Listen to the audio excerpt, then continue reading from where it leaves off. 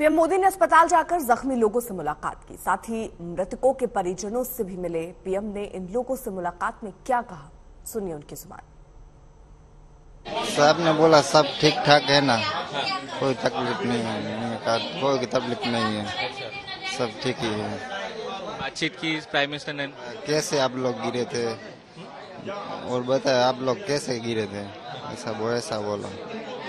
हमने बोला कि वेट के हिसाब से गिर गया था, दूसरा कुछ ज्यादा नहीं बोला है। बातचीत तो सिर्फ 2-3 बातचीत हुआ। मुझे पूछा तुम कितना आदमी गए थे, मैं बोला 6 आदमी गए थे।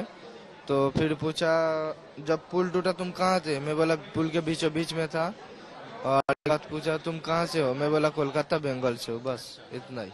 नहीं, उन्होंने तो सभी को आश्वासन दिया कि भाई योग्य कार्यवाही होगी और आप सबको भी ऐसा सब आश्वासन दिया।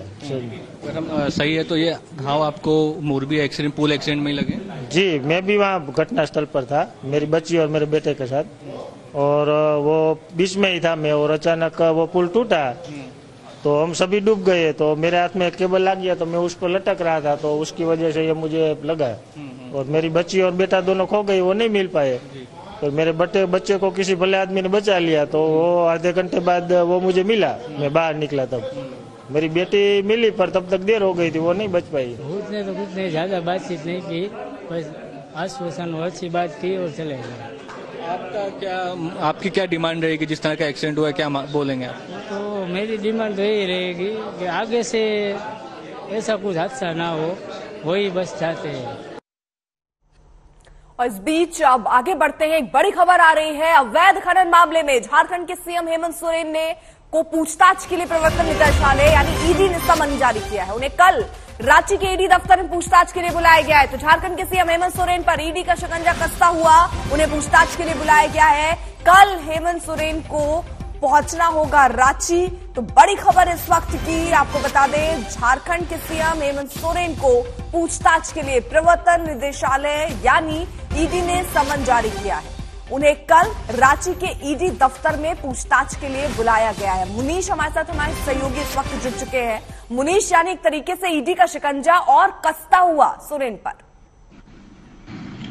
जी बिल्कुल, ना सिर्फ शिकंजा कस रहा है बल्कि हेमंत सोरेन की मुश्किलें भी बढ़ती नजर आ रही हैं। हम आपको बता दें कि 15 जुलाई को आज तक ने अपने दर्शकों को बताया था कि हेमंत सोरेन के ऊपर ईडी का शिकंजा कस सकता है। लगातार हेमंत सोरेन जांच के घेरे में है।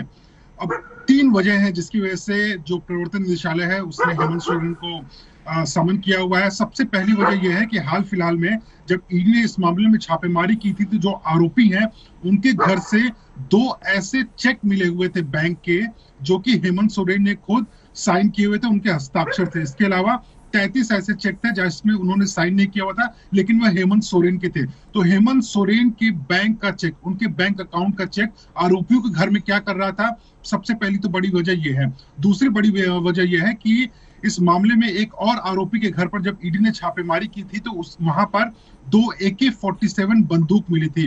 बाद में पता चला कि दरअसल वो जो शख्स है वो हेमंत सोरेन को जो पर्सनल सिक्योरिटी दी गई थी, सरकारी जो सिक्योरिटी दी गई थी, उस सिक्योरिटी के जो लोग थे वो उसके यहाँ पर काम कर रहे थे। और ये सारे जो लोग थे वो हेमंत सोरेन का नाम लेकर जो इलीगल माइनिंग है, अवैध खनन है, उसको अंजाम दे रहे थे। इसके अलावा 3 ऐसे लोगों को ईडी ने गिरफ्तार किया जो सीधे तौर पे हेमंत सोरेन के करीबी बताए जा रहे हैं। उसमें खुद हेमंत सोरेन के जो एमएलए रिप्रेजेंटेटिव यानी कि विधायक प्रतिनिधि पंकज मिश्रा जो हैं, उनको भी ईडी ने गिरफ्तार किया था।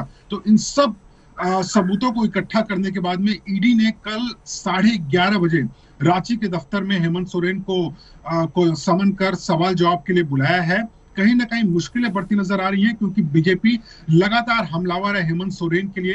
उनका साफ तौर पे मांग है कि हेमंत सोरेन जिस तरीके से अवैध खनन को अंजाम दिलवा रहे हैं राज्य में, उनके ऊपर सख्त कार्रवाई होनी चाहिए।